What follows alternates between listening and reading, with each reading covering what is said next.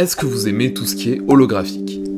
J'ai trouvé ces petites feuilles autocollantes qui valent à peu près 10 €. Les 20, je suis tenté d'en faire des dessins brillants, pour un petit côté collector prestigieux. T'imagines pas, ça va briller, c'est génial. Ah. Et encore, t'as pas vu mon cas de couleur. Ah ouais, d'accord. Et ouais. Avant de faire un dessin holographique et de lui donner un aspect inédit, qu'est-ce que ça fait si je dessine directement sur une des feuilles? Ok, je suis déjà sale au bout d'une seconde. Bravo, bravo. Bon, déjà, avec un crayon, c'est assez dur de croquer sans abîmer la feuille. Faut dessiner direct avec un marqueur, je pense, si on veut respecter le support. Je teste au marqueur. Ça adhère très bien.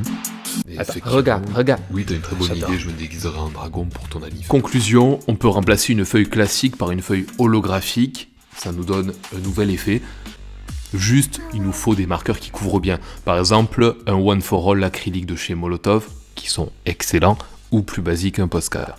Je suis allé sur Instagram et j'ai vu l'artiste Varga réaliser un petit personnage féminin qui représente le signe du Verseau. J'ai eu très envie de le reprendre pour cette vidéo. À côté de ça, j'entame une grosse tête de dragon qui couvrira une grande partie de la feuille.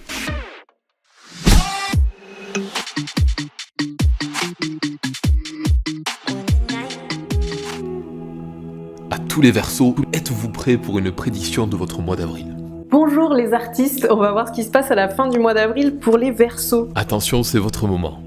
Eh bien, il y a un beau projet qu'on porte avec Quentin et qu'on a envie de voir se matérialiser. Pour ça, on vous conseille de rester bien pragmatique, méthodique, appliqué, pas partir trop dans des rêveries farfelues. Et puis, ça tombe bien parce que vous avez une énergie assez spontanée et joyeuse qui vous permet de rester bien dans l'ici et maintenant, donc ça devrait bien se passer. Voilà, ciao, bon dessin à tous les signes. Merci Kella pour cette intervention. J'ai trouvé que ça pouvait être marrant et intéressant d'avoir une petite prédiction zodiaque d'une voyante créatrice de vidéos. Donc vous me direz si les Verseaux vous vous retrouvez dans ces mots. Dites-moi si vous kiffez les interventions. J'adore les carpe-koi, c'est toujours très gracieux visuellement, puis à chaque fois je prends un plaisir d'en dessiner. On est un peu dans l'eau donc on profite de l'atmosphère.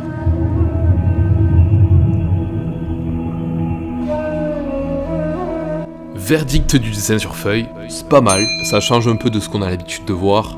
Encadré, il doit y avoir un petit style rétro-futuriste sympa. Au moins c'est testé. 2.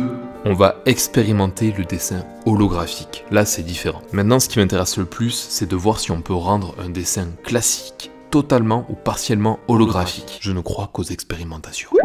Je dessinais pas mal de DBZ vers mes 12-13 ans, entre deux parties de GTA. Et là, ça me fait drôle de repartir sur un bon vieux Goku. Pour l'anatomie, alors DBZ, c'est vraiment l'exagération. L'auteur Toriyama s'est fait plaisir, ça arrive même qu'il y ait des muscles qui n'existent pas dans la réalité, ou qu'ils soient surreprésentés. Puis je trouve que DBZ, c'est une très bonne référence pour apprendre l'anatomie justement, le fait que tous les muscles soient très bien démarqués, qu'on ait énormément de poses et de mouvements, ça pousse à progresser sur ce point-là. J'essaie d'être très saillant dans mes tracés, des angles, des traits droits, on repasse pas mal de fois, il faut pas avoir peur. C'est quand même bizarre d'avoir Goku sans cheveux, c'est pas habituel. On dirait un autre personnage. J'ai l'impression d'avoir dessiné le pote de Yugi là. On s'amuse à ancrer avec un petit liner, fraîchement acheté dans un magasin indépendant Griffe, #GriffeFamily. On se concentre un peu pour les cheveux, qui fleurissent telle une laitue Batavia sous serre. On colorie tranquillement. Là je remplis la surface de mon personnage au feutre à alcool.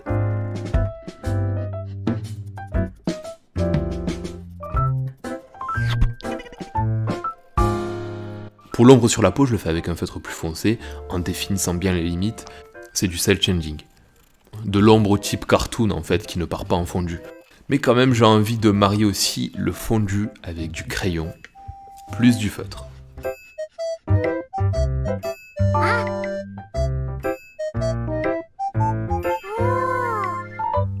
Hop, attends.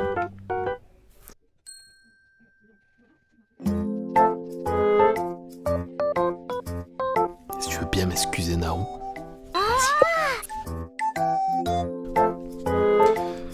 J'esquive les cheveux parce que c'est justement ça que je vais rendre holographique. Je prends un gel blanc, je pousse un peu. Va voir ta maîtresse. En fait, ça va nous aider à éclaircir les petites zones par-dessus le feutre à alcool. Hop. Étape suivante, l'idée c'est de décalquer la zone qu'on veut rendre brillante. J'allais jeter l'emballage des feuilles, mais tant qu'à faire, autant s'en servir. Ensuite, je la pose au-dessus de ma feuille holographique. Puis là, c'est parti pour la découpe au cutter. plus les ciseaux pour être un peu plus précis. Ça a l'air complexe ton truc. Mais non. Puis après tu tires ça comme une crampe. Maintenant le but c'est de poser sa coupe au-dessus de notre croquis.